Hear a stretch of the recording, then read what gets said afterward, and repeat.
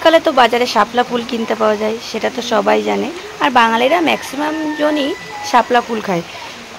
আর আমি আজকে তৈরি করছিলাম শাপলা ফুলের বড়া। তার জন্য শাপলা ফুলগুলোকে ভালো করে ধুয়ে, যে শাপলা ফুলের সাথে সাথে পাপড়ি আছে ওগুলোকে কুচিয়ে নিয়েছি। তার মধ্যে দিয়েছি বেসন, চালের গুঁড়ি, কাঁচা লঙ্কা কুচি, পেঁয়াজ কুচি, আর ছিল তোমার 4টে কুমড়ো ফুল ছিল, আমাদের গাছে ফুটেছিল। সেই 4টে কুমড়ো ফুলকেও এর মধ্যে একসঙ্গে মিশিয়ে তারপরে হালকা একটু চিনি দিয়ে লবণ হলুদ দিয়ে দেখো আমি ডুবো তেলে মুচমুচে শাপলা ফুলের বড়া তৈরি করছিলাম।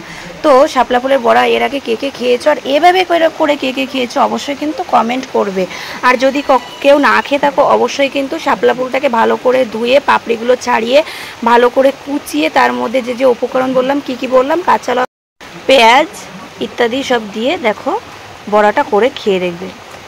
এই দেখো আজকে আমি তৈরি করেছিলাম শাপলা ফুলের বড়া, তো একজনকে গিফট করলাম, সে এখন খেয়ে বলবে। কখনো খেয়েছিস আগে? কখনো না, এটা আমার ফার্স্ট টাইম ট্রাই করব।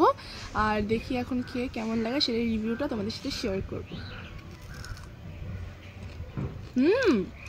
দারুণ হয়েছে। এতটা মচমচে হয়েছে যে এখান থেকে আওয়াজটা পাওয়া যাচ্ছে। আওয়াজটা জাস্ট তোমরা সাউন্ডটা ফিল করো, ঠিক আছে?